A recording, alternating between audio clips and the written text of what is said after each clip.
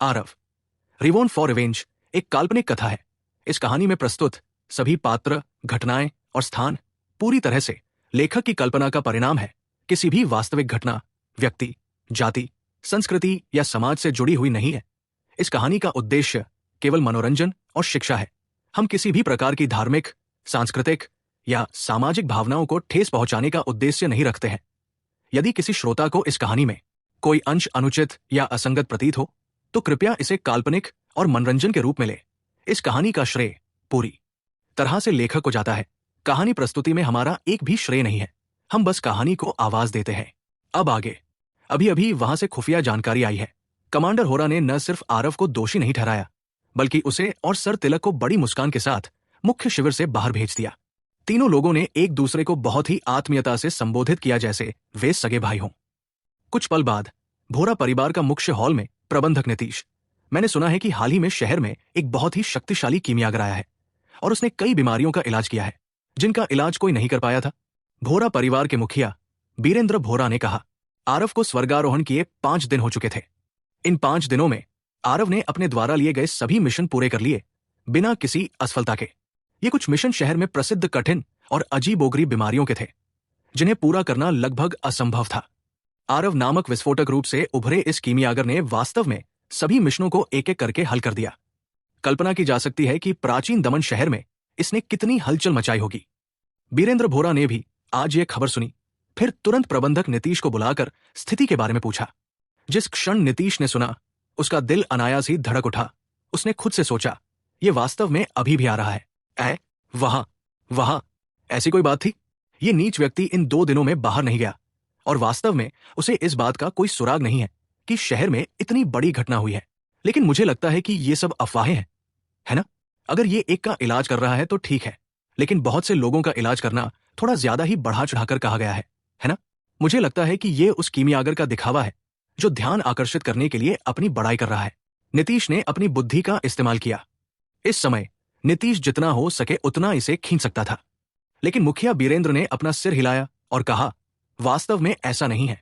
आज जब मैं सिटी लॉर्ड महामहिम से मिलने के लिए सिटी लॉर्ड महल गया, तो मैं संयोग से हेड कमांडर चिरायु से टकरा गया। उन्होंने मुझे व्यक्तिगत रूप से बताया कि जिस पुरानी बीमारी से वो 1 दशक से अधिक समय से पीड़ित थे, उसका इलाज उस कीमियागर ने किया था। हेड कमांडर चिरायु के चरित्र के साथ अगर दूसरे पक्ष के पास असली हुनर नहीं होगा, वो तोते की तरह लगातार तारीफ नहीं करेगा।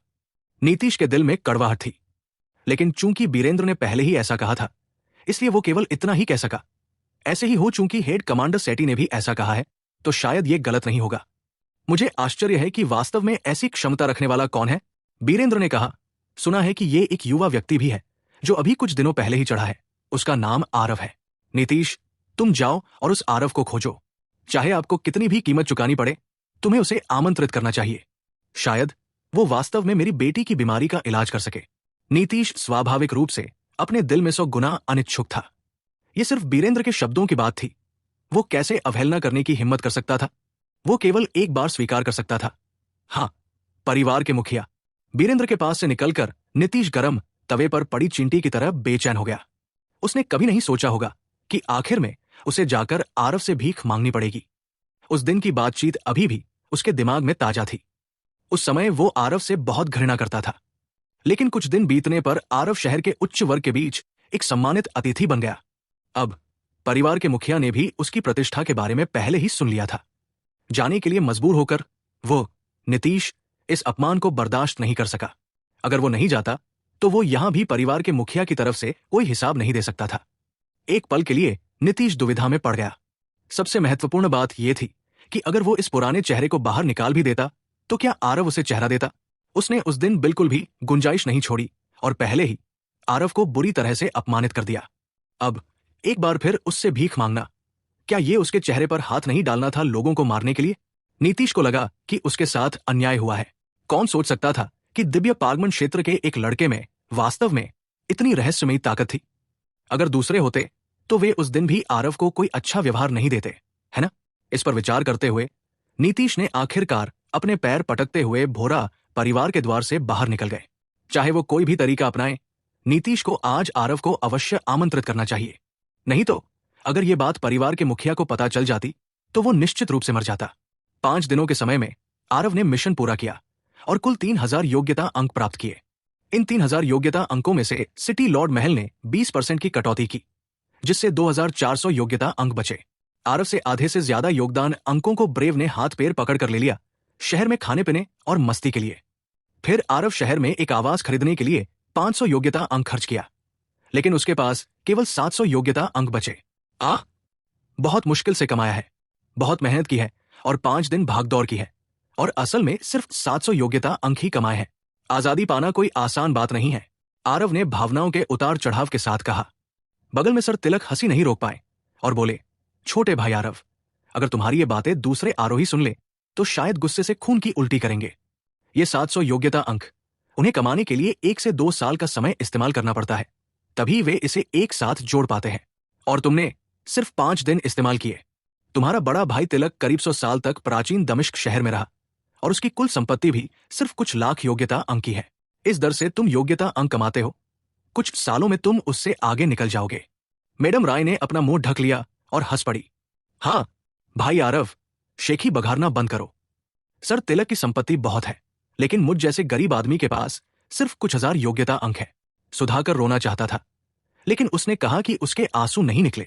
सुधाकर के प्राचीन दमन शहर में परिचितों का एक बड़ा समूह था। उसे बहुत ज्यादा योग्यता अंक खर्च करने की जरूरत थी, इसलिए इतने सालों में उसके पास ज्यादा योग्यता अंक नहीं थे। आरव ने सिर्फ 5 दिन का समय इस्तेमाल किया, और उसके द्वारा अर्जित योग्यता अंक पहले से ही उसके बराबर थे। ये वाकई एक बड़ा झटका था। मैडम राय इन 2 दिनों में ही पूरी तरह से ठीक हो गए थे। सर तिलक उसे आरव का आभार व्यक्त करने के लिए साथ ले आए। आरव ने मुस्कुराते हुए कहा, स्वतंत्रता के लिए विनिमय करने से पहले 100,000 यानी कि 1 लाख योग्यता अंक चाहिए। ये आवश्यकता भी वास्तव में थोड़ी अजीब है।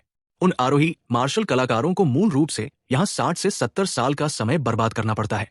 सर तिलक ने कहा, इसमें अभी भी ताकत और क्षमता को देखना होगा।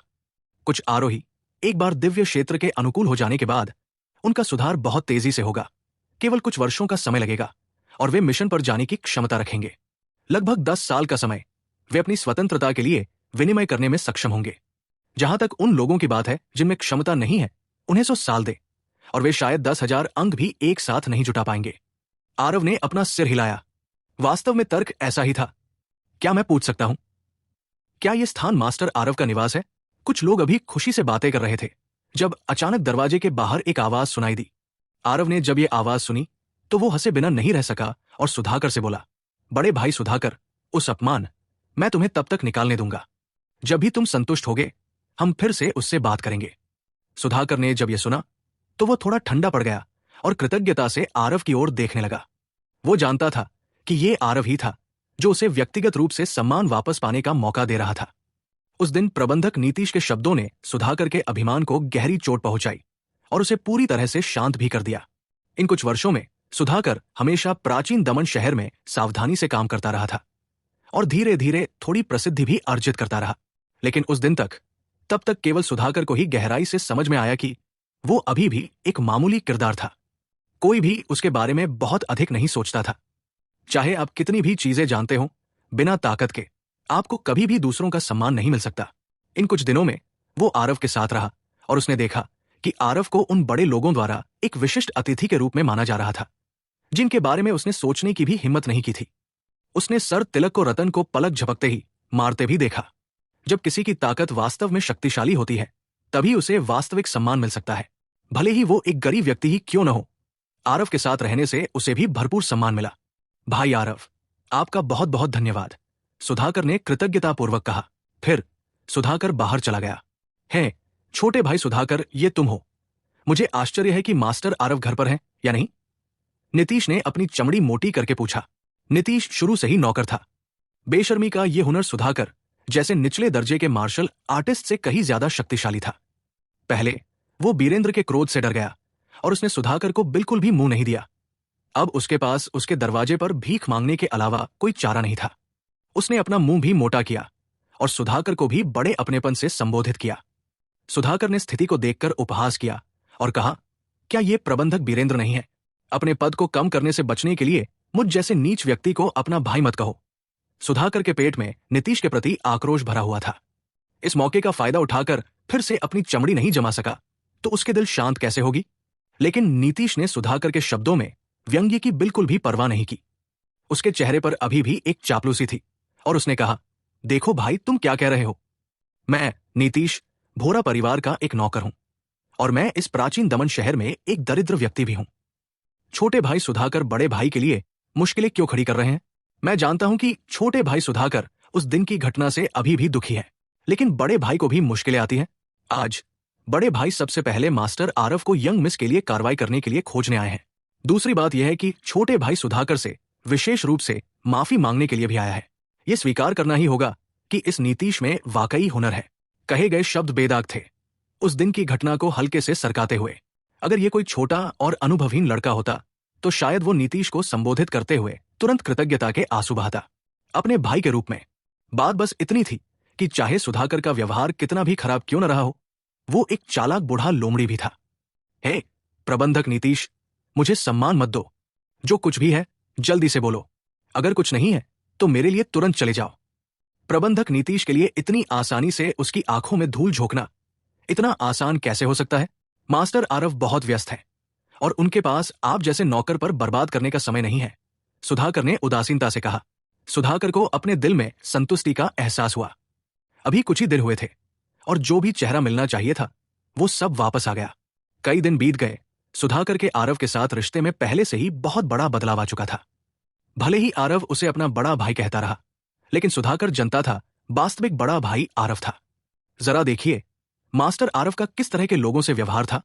सर तिलक, हेड कमांडर होरा, ऋषिकेश भंडारी, उनमें से कौन प्राचीन दमन शहर में एक प्रमुख व्यक्ति नहीं था जहां उनके पैर पटकने पर पूरा शहर कांप उठता था? लेकिन फिर भी आरव ने सुधाकर को वसंत की हवा के झोंके जैसा एहसास दिया। सुधाकर ने स्पष्ट रूप से देखा कि जो बदला है वो केवल उसकी अपनी मानसिकता थी। आरव का उसके प्रति रवैया शुरू से ही अलग नहीं था।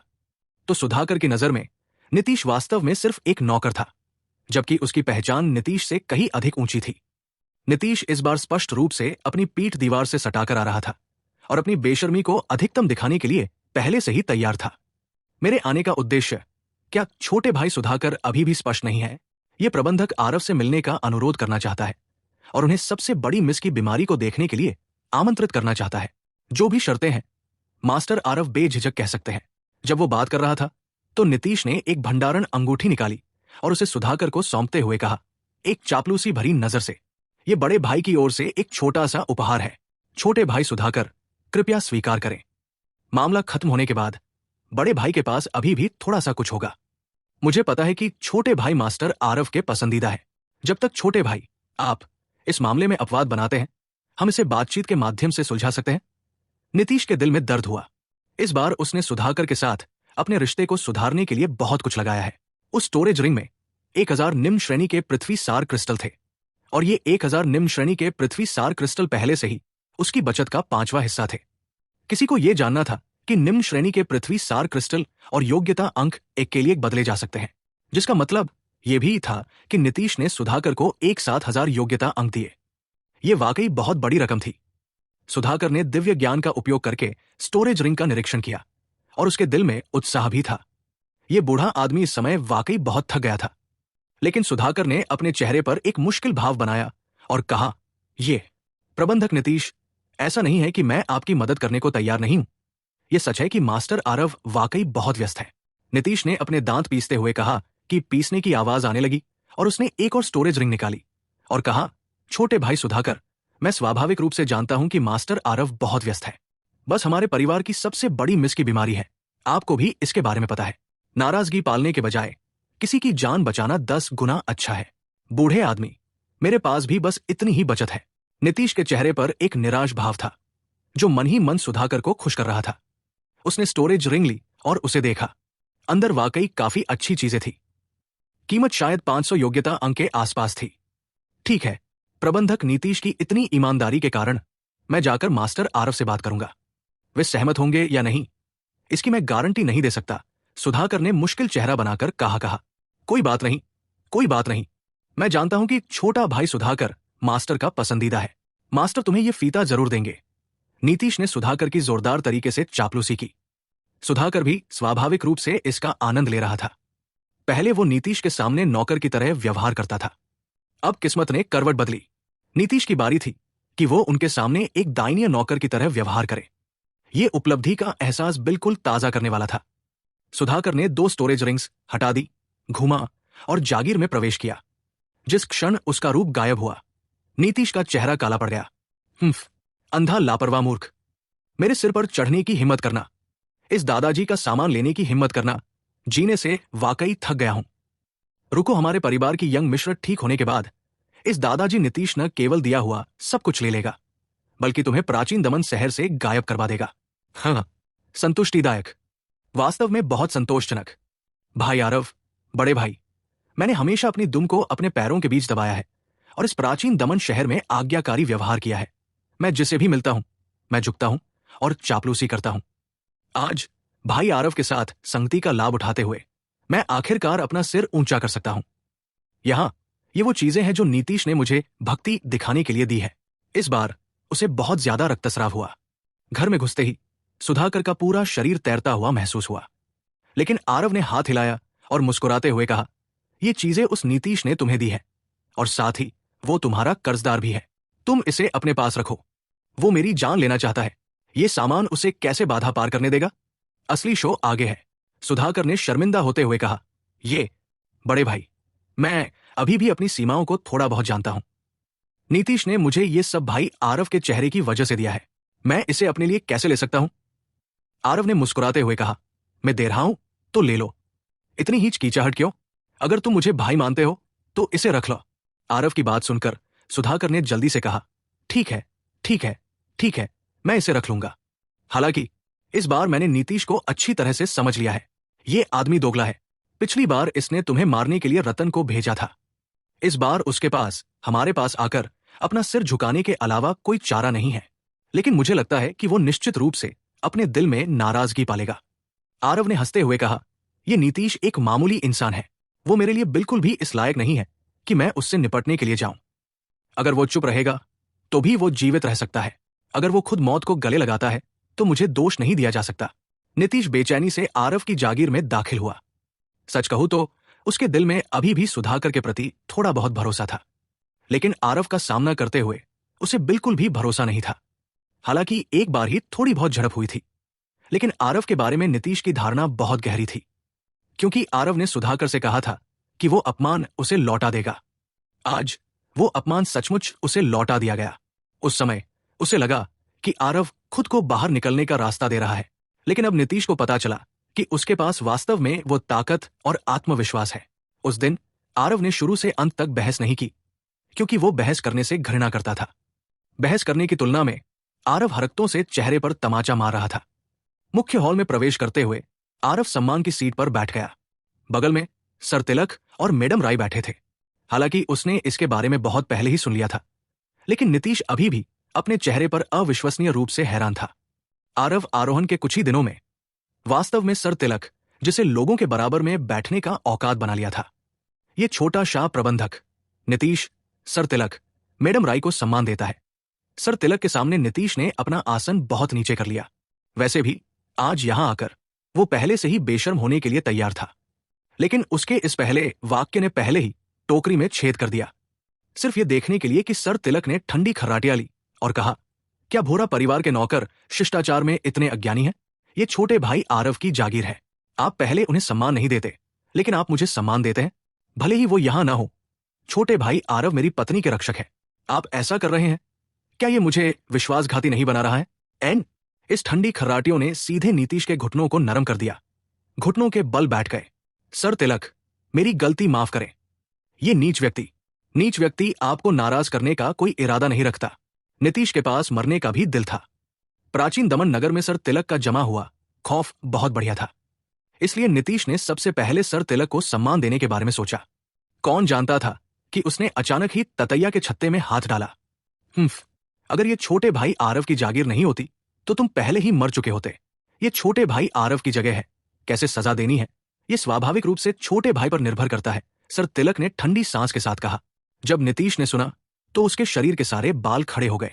उसके सामने वाले को पहले कभी लोगों को मारने के लिए किसी कारण की जरूरत नहीं पड़ी।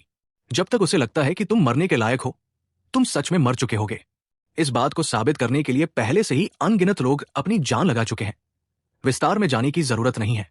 मास्टर आरव, ये नीच व्यक्ति मृत्यु के योग्य है। ये नीच व्यक्ति मृत्यु के योग्य है। मैं मास्टर आरव से प्रार्थना करता हूं कि वे मेरी जान बख्श दे। नीतीश ने पागलों की तरह सिर झुकाया, लगभग जमीन में एक बड़ा छेद कर दिया। उसने अपने शरीर की रक्षा के लिए सार ऊर्जा का उपयोग करने की बिल्कुल भी हिम्मत नहीं की। बहुत जल्द उसके सिर पर एक बड़ा घाव हो गया। भाई तिलक, छोटा भाई अभी अभी इस जागीर में आया है। आते ही लोगों को मारना ठीक नहीं है, ये अशुभ है, आरव ने शांत भाव से कहा। नीतीश ने यह सुनकर बहुत खुश हुआ और जल्दी से कहा, मास्टर आरव की हत्या न करने की कृपा के लिए बहुत बहुत धन्यवाद। सर तिलक की हत्या न करने की कृपा के लिए बहुत बहुत धन्यवाद। लेकिन सर तिलक ने शांत भाव से कहा, मृत्यु दंड तो बख्शा जा सकता है, लेकिन सजा को माफ करना मुश्किल है। बात खत्म करते हुए सर तिलक ने अपनी उंगलियों को तलवार की तरह इस्तेमाल किया। तलवार की एक धार नीतीश के कान के पास से गुजरी। नीतीश को सिर्फ अपने कान पर ठंडक महसूस हुई और उसने इस पर कोई प्रतिक्रिया भी नहीं कर पाई। अगर वो उंगली पहले थोड़ी और झुक जाती तो उसका सिर तरबूज की तरह फट जाता। लेकिन बहुत जल्द एक चुभने वाला दर्द उसके दिल के सबसे गहरे हिस्सों पर हमला करता है। आह, मेरा कान! नीतीश ने अपने कान को ताजा खून से भर दिया, जिससे वो जमीन पर लुढ़क गया। और ज्यादा हंगामा करो, भले ही मैं छोटे भाई आरव को सम्मान दूं और तुम्हें यहां न मारूं। तुम्हारे लिए भीरा परिवार में जिंदा वापस लौटना भी असंभव है। सर तिलक के शब्द नर्क से आए हुए लग रहे थे। भले ही नीतीश बेहोश होने तक दर्द में था, लेकिन उसने तुरंत चीखना बंद कर दिया। नीतीश ने अपने कान को ढक लिया। दर्द में वो कांपने लगा, लेकिन उसने एक भी आवाज निकालने की हिम्मत नहीं की। उसके माथे से पसीना बह रहा था। उसके कान के पास घाव को और भी दर्दनाक बना रहा था, जैसे आग में घी डालना। सर तिलक जाहिर तौर पर इस तरह के संकीर्ण सोच वाले लोग नहीं थे। वो जानबूझकर गलतियां निकाल रहे थे। नीतीश उसके लिए बस एक महत्वहीन व्यक्ति था। अगर उसने नीतीश को मार दिया तो मार दिया, लेकिन अगर आरव ने इस वजह से भोरा परिवार को पूरी तरह से नाराज कर दिया तो ये भयानक होगा। चंदा परिवार के विनाश ने प्राचीन दमन शहर के इन कुलीन परिवारों को भी सतर्क कर दिया। इन कुछ वर्षों में तीनों महान परिवारों ने विकास पर ध्यान केंद्रित किया। उनकी ताकत में बहुत बड़ी वृद्धि हुई। हालांकि सर तिलक को डर नहीं था, लेकिन उसने उस समय सिटी लॉर्ड के साथ एक समझौता किया था कि वो शहर की ताकत के लिए स्वर्ग आरोहण क्षेत्र के शक्तिशाली लोगों को फिर से अपनी मर्जी से नहीं मारेगा, जब तक कि वो प्राचीन दमन शहर में और नहीं रहना चाहता था। तीन महान परिवारों के चेहरे पर सर तिलक ने कोई विचार नहीं किया, लेकिन नगर के स्वामी सर तिलक के चेहरे पर अभी भी विचार करना है। नगर के स्वामी को एक पवित्र भूमि द्वारा नियुक्त किया गया था। भले ही वो सर तिलक अधिक शक्तिशाली हो, वो संभवतः एक पवित्र भूमि से भी अधिक शक्तिशाली नहीं हो सकता था। इसलिए सर तिलक द्वारा एक मामूली दंड देना केवल आरव के लिए थोड़ी दिलचस्पी प्राप्त करना था। अपने दर्द को काबू में करने के बाद नीतीश ने ठंडी सांस लेते हुए कहा, मैं नीच हूं। मास्टर आरव और सर तिलक का गुस्सा शायद निकल गया है। क्या अब जाके आप बड़ी मिस के लिए कार्रवाई कर सकते हैं? किसी भी तरह से सर तिलक ने सिर्फ एक कान लेने की कोशिश की। उनके खिलाफ भोरा परिवार कुछ भी करने की हिम्मत नहीं करेगा। नीतीश के प्रति आरव को स्वाभाविक रूप से जरा भी दया नहीं आई। उसके मन में पहले से ही उसे मारने की मंशा थी। उसे न मारना पहले से ही भोरा परिवार के चेहरे को ध्यान में रखते हुए था। नीतीश की आंखों में जो हत्या की मंशा थी, आरव ने उसे अनदेखा करना चुना। सर तिलक के आसपास होने के कारण नीतीश की तो बात ही छोड़िए, यहां तक कि पूरे भोरा परिवार ने भी उसे छूने की हिम्मत नहीं करेगी। लोगों को बचाना ठीक है, लेकिन इस बार मिशन पर जाने से अलग है। तुम्हें पता है, मैंने तुम्हें पहले ही एक मौका दिया था, आरव ने उदासीनता से कहा। जब नीतीश ने यह वाक्य सुना तो उसके दिल में भी पछतावे की एक झलक उभरी। अगर उस दिन उसने नरमी दिखाई होती और आरव को बड़ी मिस की बीमारी देखने जाने दिया होता तो उसे निश्चित रूप से अब परिवार के मुखिया की प्रशंसा मिल जाती। लेकिन उसके अफसोस की जगह बहुत जल्दी नफरत ने ले ली। भले ही वो आरव के आसपास के लोगों को कुछ भी करने की हिम्मत न कर पाए, लेकिन वो आरव को छू सकता था। इस मामले का शोरशराबा खत्म होने के बाद मैं नीतीश आपको जरूर बता दूंगा कि मुझे भड़काया नहीं जाना चाहिए। ये सब इस नीच व्यक्ति की गलती थी। जो भी परिस्थितियां हैं, मास्टर आरव, बेहिचक कहिए। भले ही वो अपने दिल में बहुत नफरत करता हो, लेकिन नीतीश ने ज़बानी तौर पर जरा भी असंतोष जताने की हिम्मत नहीं की। इसके बजाय उसने अपना रुख बहुत नीचे कर लिया। मुझे प्राचीन दमन शहर में भोरा परिवार की दिव्य औषधि मंडप चाहिए, आरव ने शांत भाव से कहा। क्या? दिव्य औषधि मंडप? आउच! जैसे ही नीतीश उत्तेजित हुआ, उसके घाव फिर से बढ़ गए। दर्द इतना बढ़ गया कि उसका चेहरा पीड़ा से विकृत हो गया। मास्टर आरव, ये बहुत है। क्या आप शर्तें बदल सकते हैं? नीतीश लोगों को बुरी तरह से मारना चाहता था। आरव इसके लिए बहुत ज्यादा कीमत भी मांग रहा था। हालांकि उसे सहना पड़ा, अन्यथा मरने वाला वो होता। कोई बातचीत नहीं, या तो मेरी शर्तें मान लो या फिर तुम लोग कोई और बेहतर किमियागर ढूंढो। आरव ने जरा भी शर्म नहीं की। ये नीच व्यक्ति निर्णय नहीं ले सकता। क्या आप इस नीच व्यक्ति को वापस जाकर परिवार के मुखिया को रिपोर्ट करने की अनुमति दे सकते हो? नीतीश ने कहा। आरव ने सिर हिलाया और कहा, कर सकते हैं। कल दोपहर तक मुझे जवाब दे दो, नहीं तो बात करने का कोई मौका नहीं मिलेगा। नीतीश फिर भी कैसे रुकने की हिम्मत कर सकता था। अपने कान पर तेज दर्द सहते हुए वो भोरा परिवार के पास वापस भागा। नीतीश के जाने के बाद सर तिलक ने पूछा, छोटे भाई आरव, आपकी ये मांग मेरी उम्मीद से परे है। क्या यह हो सकता है कि छोटा भाई आरव इस प्राचीन दम्मम शहर में एक किमिया संप्रदाय या बंद स्थापित करने की योजना बना रहा है? दूसरी ओर है, क्या दिव्य औषधि मंडप कुछ ऐसी बेसे चीज है जिसे एक छोटा सा किमिया संप्रभु का लड़का सहारा दे सकता है? मुखिया बीरेंद्र ने ठंडी हंसी के साथ कहा, परिवार के मुखिया, इस लड़के को सर तिलक के समर्थन पर भरोसा करके हमारे भोरा परिवार के लिए बिल्कुल भी सम्मान नहीं है। नीतीश ने धार्मिक आक्रोश के भाव के साथ कहा। बीरेंद्र ने नीतीश को एक मुस्कान के साथ देखा जो मुस्कान नहीं थी। तब तक घूरता रहा जब तक कि उसे दोषी विवेक नहीं हुआ। ओह नीतीश, लगता है कि पिछले कुछ सालों में मैं तुम्हारे प्रति बहुत अधिक उदार रहा हूं, बीरेंद्र ने भावुक होकर कहा। नीतीश का दिल धड़क उठा। उसने एक दीवार के साथ जमीन पर घुटने टेकते हुए कहा, नीतीश की हिम्मत नहीं है। ये वास्तव में ऐसा है। वास्तव में वे दूसरों को बहुत अधिक धमकाते हैं। है दूसरों को बहुत ज्यादा धमकाना? शायद तुम पहले से ही दूसरों को बहुत ज्यादा धमका रहे थे, है ना? ईमानदारी से कहूं तो तुम्हारा जिंदा वापस आ पाना मुझे बहुत हैरान करता है। लगता है कि सर तिलक अभी भी सिटी लॉर्ड से काफी सावधान है, बीरेंद्र ने कहा। जितना ज्यादा नीतीश सुनता गया उतना ही उसे लगता कि ये सब गलत है। क्या ऐसा हो सकता है कि उसने परिवार प्रमुख की पीठ पीछे जो कुछ किया वो सब उसे पता था? एक बार जब ये विचार मन में आया तो नीतीश और भी ज्यादा रो पड़ा और उसने रोते हुए कहा, परिवार प्रमुख, आपको नीतीश के लिए खड़ा होना होगा। मैं आरव को कार्रवाई करने के लिए आमंत्रित करने गया था, लेकिन उसने किसी भी शब्द से मेरे कान बंद कर दिए। ये सिर्फ तुम्हारा मजाक उड़ा रहा है। नीतीश ने यह नहीं देखा कि बीरेंद्र का चेहरा धीरे धीरे ठंडा होता जा रहा था। नीतीश, ये आखिरी मौका है जो मैं तुम्हें दे रहा हूं। नीतीश कांप उठा। उसका पूरा व्यक्तित्व अचानक शांत हो गया। उसे पता था कि अब परिवार के मुखिया की नजरों से कुछ भी नहीं छिपाया जा सकता। नीतीश एक चतुर व्यक्ति था। उसे पता था कि आज वो जो भी है सब कुछ बीरेंद्र ने ही दिया है। इसके साथ ही उसने कुछ भी नहीं छिपाया, सीधे सीधे उन सभी बातों को बता दिया जो पिछले कुछ दिनों में हुई थी। बेशक उसने जो कहा उसमें वास्तविक स्थिति से कुछ विसंगतियां थी, लेकिन उन्हें सत्यापित करने का तरीका दूसरा था। इस तरह की बातों में नीतीश बहुत पहले ही निपुण हो चुका था। यहां तक कि बीरेंद्र भी इस बात का जरा भी अंदाजा नहीं लगा सकता था। जैसे कि उस दिन जब वो मिशन को हटाने गया तो उसकी मुलाकात आरव और सुधाकर से हुई। कहानी यह थी कि आरव की ताकत कम थी, लेकिन वो दूसरों को नीचा दिखाता था और एक ठग की तरह दिखता था। इसलिए उसने उन्हें अंदर नहीं आने दिया। इस बिंदु और आरव द्वारा बताई गई स्थिति ने लोगों को यह महसूस कराया कि यह सबसे बड़ी गलती थी। दरअसल बीरेंद्र के सुनने के बाद पहले की ठंडक बहुत कम हो गई और उसने शांत भाव से कहा, भाग्यशाली हो, तुम ईमानदार हो। अगर तुमने अभी भी जानबूझकर इसे छिपाने की हिम्मत की होती, बिना सर तिलक के कार्रवाई करने की जरूरत के, तो मैं तुम्हें भी तुम्हारे रास्ते से हटा देता। नीतीश के दिल में बहुत पसीना आ गया। उसे ऐसा लग रहा था जैसे उसने नरक के दरवाजे के चारों ओर एक चक्कर लगाया हो और वापस आ गया हो। लेकिन बीरेंद्र को समझने के बाद उसे इस बार बाधा पार कर लेनी चाहिए थी। परिवार प्रमुख, ये नीतीश एक पल के लिए उलझन में था, जिससे मैं एक बहुत बड़ी गलती कर बैठा। परिवार प्रमुख, कृपया सजा दे। बात बस इतनी है कि भले ही वो आरव दुर्जय है, लेकिन ये अधीनस्थ ये नहीं मानता कि वो प्रसिद्ध किमिया मास्टर सिद्धार्थ से भी अधिक शक्तिशाली है। इसलिए मैं उसके खिलाफ कदम उठाऊंगा। नीतीश ने कुतर्क का सहारा लिया।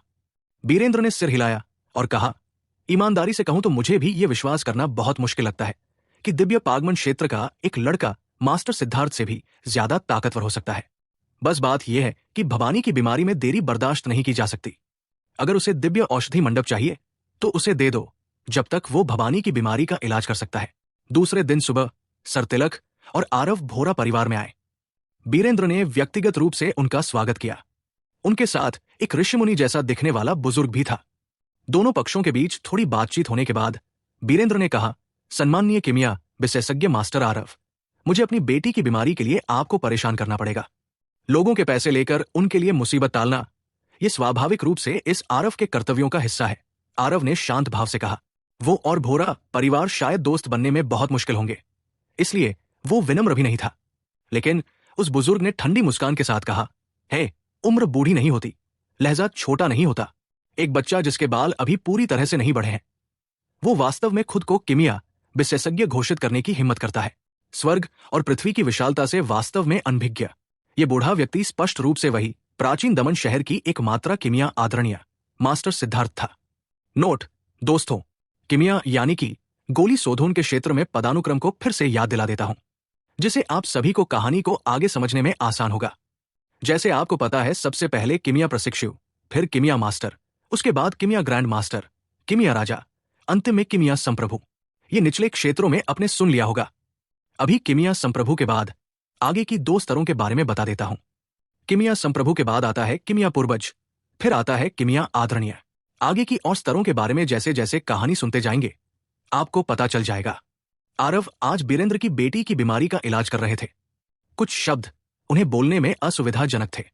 इस मास्टर सिद्धार्थ को यहां बुलाना उन शब्दों को कहने के लिए था जिन्हें बोलना असुविधाजनक था। आरव ने उसे तिरछी नजर से देखा और बेपरवाही से कहा, सबसे पहले उम्र में वृद्धि महत्वाकांक्षा के लिए बाधा नहीं होनी चाहिए। बीमारियों का इलाज करते समय और लोगों को ठीक करते समय व्यक्ति की असली क्षमता को देखना चाहिए। चूंकि मिस भवानी की बीमारी ठीक नहीं हुई, तो स्वाभाविक रूप से आप में यह क्षमता नहीं है। दूसरी बात, मास्टर की उपाधि दूसरों ने ही दी है। मैंने पहले कभी मास्टर होने का दावा नहीं किया है, लेकिन मुझे कभी नहीं लगा कि मुझे मास्टर कहना किसी भी तरह से अनुचित है। तीसरी बात, आप कौन है? तुम इस बूढ़े आदमी को पहचानते भी नहीं हो और यहां बेबुनियाद बकवास करने की हिम्मत करते हो। अभी तक इस बीमारी को नहीं देखा और तुम ऐसे दिखावा करते हो जैसे तुम कुछ भी संभाल सकते हो। क्या तुम सच में सोचते हो कि तुम कीमिया सम्राट हो? मास्टर सिद्धार्थ आरव से इतना क्रोधित हो गया कि उसकी दाढ़ी फूल गई और वो घूरने लगा। क्या मजाक है? मुझे तुम्हें क्यों जानना है? साथ ही भले ही मैं कीमिया सम्राट नहीं हूं, मिस भवानी की बीमारी का इलाज तो मैं जरूर कर सकता हूं। आरव ने ठंडी हंसी के साथ कहा, अहंकारी और अज्ञानी बच्चा, आज अगर तुम बच्ची भवानी की बीमारी का इलाज नहीं कर पाए तो मैं तुम्हें तुम्हारे बेबुनियाद अहंकार की कीमत चुकाने पर मजबूर कर दूंगा। मास्टर सिद्धार्थ आरव से पूरी तरह क्रोधित हो गया, लेकिन ठीक इसी समय सर तिलक, जो अब तक कुछ नहीं बोल रहे थे, उसने अपना मुंह खोले। लगता है इस तिलक ने बहुत समय से कोई कार्रवाई नहीं की है। प्राचीन दमन शहर में पहले से ही कुछ लोग हैं जो इस तिलक के अस्तित्व को याद नहीं करते। धमकी, बिल्कुल नंगी धमकी। लेकिन सर तिलक हमेशा से ही इतना दबंग रहा है। 3 महान कुलीन परिवारों के मुखियाओं के सामने एक कीमिया विशेषज्ञ को धमकाना सिर्फ सर तिलक ही ऐसा कर सकता था। बगल में खड़े बीरेंद्र को अचानक एक आभास हुआ। आरव और सर तिलक, ये दोनों लोग एक दूसरे से घुल मिलकर एकदम सही जोड़ी थे। ये दोनों लोग अपने से नीचे के सभी लोगों को बिल्कुल एक जैसा समझते थे, अहंकार की अद्भुत समानता दिखाते हुए। यह सुनकर मास्टर सिद्धार्थ ठिठक गया। पहले जो प्रभावशाली गति थी वो तुरंत धुंध और धुएं की तरह गायब हो गई। आरव के कारण गुस्से से उसका सिर चकरा गया और वो सचमुच भूल गया कि सर तिलक उसके ठीक बगल में था। सर तिलक आज लगातार आरव के साथ साथ चल रहे थे, बल्कि उनके अनुयायी की तरह, इसलिए लोगों को उनके अस्तित्व को अनदेखा करना बहुत आसान था। हाँ, हर कोई कम बोलता है। मास्टर आरव, भाई तिलक और भाई मास्टर सिद्धार्थ दोनों इस भोरा के सम्मानित अतिथि हैं। सद्भाव अनमोल है, सद्भाव अनमोल है। बीरेंद्र ने देखा कि गति सही नहीं थी और जल्दी से चीजों को सुलझाने के लिए बाहर आ गए। हुम्फ, उसने मास्टर सिद्धार्थ को ठंडी सांस दी और अपना सिर घुमाया। अब और नहीं बोला। परिवार के मुखिया बीरेंद्र, मुझे लगता है कि हमें अब और समय बर्बाद नहीं करना चाहिए। चलो सीधे आपकी बेटी के पास चलते हैं, आरव ने कहा। भोरा परिवार के प्रति आरव की धारणा अच्छी नहीं थी और वो यहां भी समय बर्बाद करने के लिए अनिच्छुक था। यह सबसे अच्छा है, बीरेंद्र ने कहा। लोगों का समूह भोरा परिवार के आंतरिक कक्ष में प्रवेश किया और एक बड़ा चक्कर लगाया। बीरेंद्र ने आरव और समूह को एक तहखाने में ले गया। इससे आरव को बहुत आश्चर्य हुआ, क्योंकि उसे वहां सुधाकर से पता चला कि बीरेंद्र की ये बेटी उसकी पहली पत्नी से बची हुई एकमात्र वंशावली थी। बीरेंद्र आमतौर पर उससे बहुत प्यार करता था। उसे बचाने के लिए बीरेंद्र ने बिना किसी हिचकिचाहट के दिव्य औषधि मंडप भी दे लिया। एक नजर में ही उसके प्रति उसके प्यार को देखा जा सकता था। लेकिन बीरेंद्र ने उसे ऐसी काल कोठरी में क्यों बंद किया जो दिन की रोशनी नहीं देख पाती? वे जितना अंदर गए उतनी ही अविश्वसनीय ठंड होती गई। जब वे गहराई में गए तो आरव ने एक बर्फ की चादर देखी। बर्फ की चादर पर आसमानी नीले रंग की पोशाक पहने एक महिला लेटी थी, लेकिन उस महिला के हाथ और पैर वास्तव में धातु की जंजीरों से बंधे हुए थे। ये मेरी बेटी भवानी है। 3 साल पहले से वो मानसिक रूप से विक्षिप्त हो गई, लोगों को देखते ही मार देती है। उसके पास कोई विकल्प नहीं था, मैं केवल उसके हाथ और पैर बांध सकता था। बीरेंद्र ने समझाया, सबको मार डालूंगा, तुम सब राक्षस हो, मैं तुम्हें मार डालूंगा। जब भवानी को पता चला कि लोग आए हैं तो वो तुरंत ही असाधारण रूप से हिंसक हो गई। अपनी पूरी ताकत का इस्तेमाल करके धातु की जंजीरों की जकड़न को दूर करने लगी। इस तरह की स्थिति को देखकर आरव की भौहें भी थोड़ी सिकुड़ गई। बेटा, मैंने तुम्हारे लिए पहले से ही ड्रीम सोल एसेंस तैयार कर रखी है, क्या तुम इसे व्यवहार कर रहे हो? जैसा कि उसने कहा, किमिया आदरणीय सिद्धार्थ ने आरव पर एक छोटी धूप फेंकी, लेकिन आरव ने उसे पकड़ने के लिए अपना हाथ आगे नहीं बढ़ाया, जिससे वो छोटी धूप जमीन पर गिर गई। ड्रीम सोल एसेंस एक प्रकार का सुगंधित पदार्थ था जो लोगों को नींद में डाल सकता था। इसका काम आत्मा और मन को शांत करना था। भवानी की बीमारी के कारण कीमियागरों के लिए उसकी नब्ज पकड़ना मुश्किल था। यह ड्रीम सोल एसेंस स्वाभाविक रूप से काम आएगा। आरव को इस तरह देखकर मास्टर सिद्धार्थ क्रोधित हो गया। अहंकारी, इसका क्या मतलब है? आरव ने शांत भाव से कहा, इस समय मिस भवानी की बीमारी बहुत गंभीर है। बीमारी से जुड़ी कई बातें स्वाभाविक रूप से इस दौरान भी सामने आएंगी। आप उन्हें सुलाने के लिए ड्रीम सोल एसेंस का इस्तेमाल करते हैं। अगर आप इस वजह से गलत निदान करते हैं तो क्या होगा? इतना भी बुनियादी ज्ञान नहीं है। मैं वास्तव में नहीं जानता कि आप ये किमिया विशेषज्ञ कैसे बने। मास्टर सिद्धार्थ ने जब ये सुना तो उसका गला भर आया। ये बदमाश वास्तव में अपनी किमिया विशेषज्ञता पर संदेह कर रहा था, लेकिन आरव के हर शब्द में दम था। वो वास्तव में खंडन करने में असमर्थ था।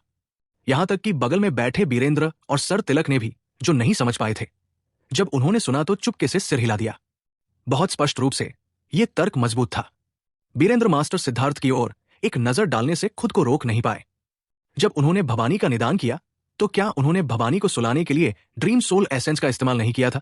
बेहद नासमझ। ड्रीम सोल एसेंस का इस्तेमाल न करके मैं देखना चाहता हूं कि तुम कैसे नाड़ी देखते हो, मास्टर सिद्धार्थ ने ठंडी मुस्कान के साथ कहा। बीरेंद्र की निगाहों को भांपते हुए मास्टर सिद्धार्थ का चेहरा भी जल रहा था। लेकिन भवानी को सुलाए बिना नाड़ी कैसे देखी जाए, जो उसकी नजर से असंभव था? तो तुम अपनी आंखें चौड़ी करके ठीक से देखो। आरव कुछ कदम आगे बढ़ा और भवानी के थोड़ा और करीब आ गया। फिर उसने अपनी तर्जनी को आगे बढ़ाया। उसकी तर्जनी से हल्के पीले रंग का रेशमी धागा बन निकला।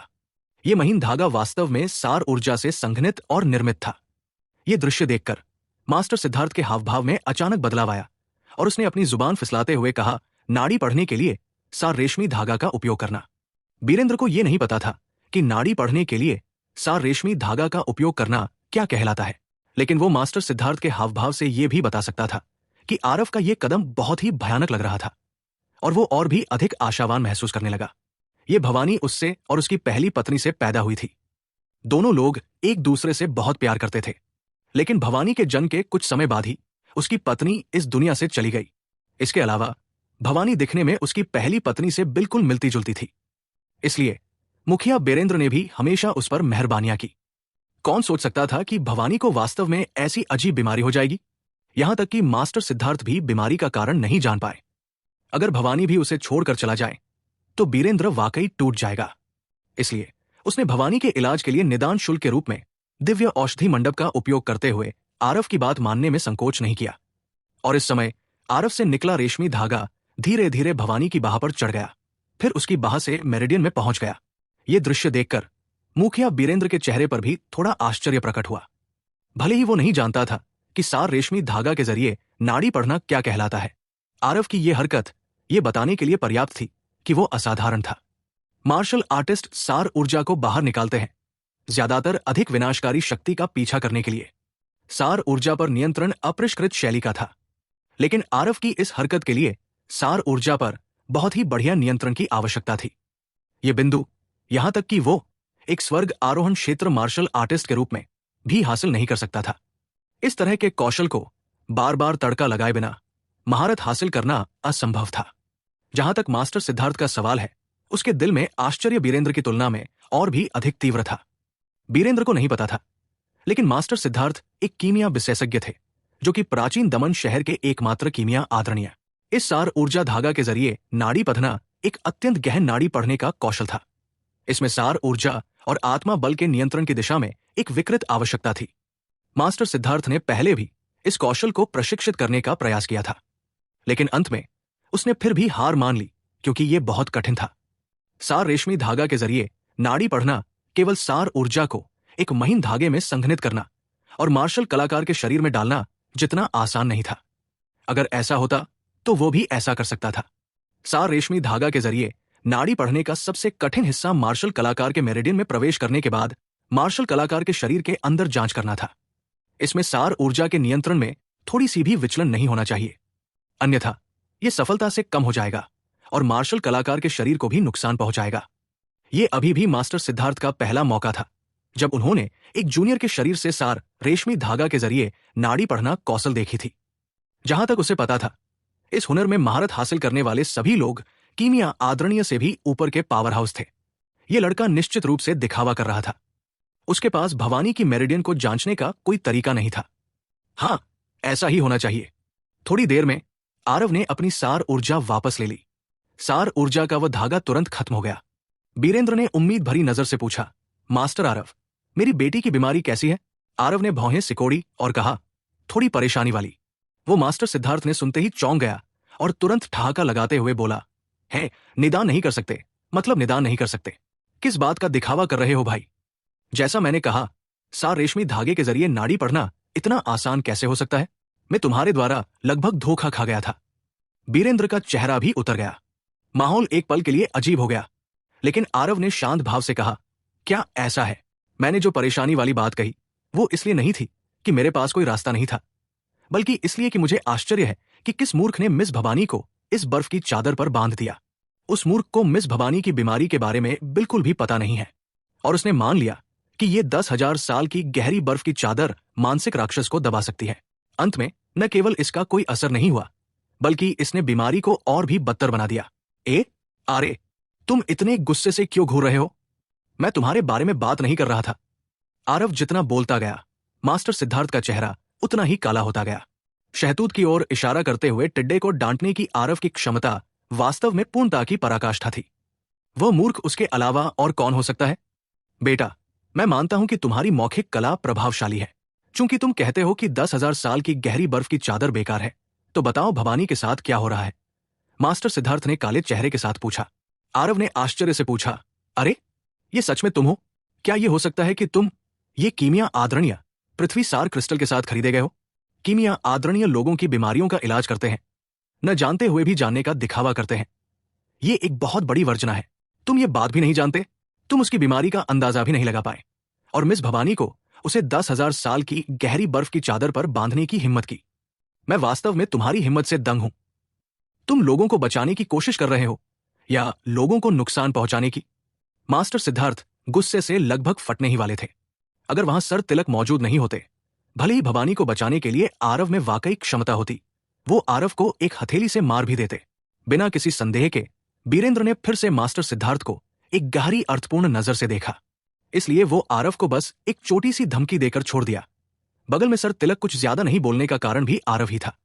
आरव खुद सर तिलक को भोरा परिवार में शांत रहने के लिए कहा था, बेटा, अगर तुम उग्र होना चाहते हो तो उग्र होने से पहले भवानी की बीमारी का पता लगाने तक प्रतीक्षा करो।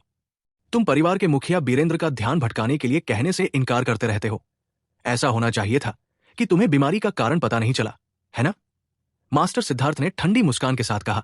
आरव ने अपना सिर हिलाया और आह भरते हुए कहा, ईमानदारी से कहूं तो मुझे लगता है कि आपकी प्रतिष्ठा इस कीमिया आदरणीय बहुत ज्यादा है। आपको कीमियागरों के बारे में कुछ बुनियादी जानकारी भी नहीं है। जब दूसरे कीमियागर मरीजों का इलाज कर रहे हो तो क्या आपको थोड़ा पीछे नहीं हटना चाहिए? मैं स्वाभाविक रूप से नहीं कह रहा हूं, क्योंकि मुझे डर है कि आप चुपके से सीख जाएंगे, लेकिन अपनी बुद्धि से भले ही आप चुपके से सीख लें, आप शायद असली कीमिया आदरणीय के मानकों तक नहीं पहुंच पाएंगे। भूल जाओ, अगर आप चुपके से सीखना चाहते हैं तो यह भी आप पर निर्भर है। मैं आपको यह बता रहा हूं कि मिस भवानी की बीमारी का असली कारण कोई बीमारी नहीं है। कोई बीमारी नहीं? क्या तुम मेरे साथ खिलवाड़ कर रहे हो? इसके साथ ही बीरेंद्र का चेहरा भी काला पड़ने से नहीं बच सका। मिस भवानी की ऐसी हालत के साथ आरव ने वास्तव में कहा कि मिस भवानी को कोई बीमारी नहीं हुई है। दुनिया का सबसे बड़ा मजाक। हाँ, मैंने पहले ही कहा था कि यह लड़का जानबूझकर रहस्यमय अभिनय करने की कोशिश कर रहा है। इसे बीमारी के बारे में बिल्कुल भी पता नहीं है और हमारे सामने भी नाटक कर रहा है। एक ढोंगी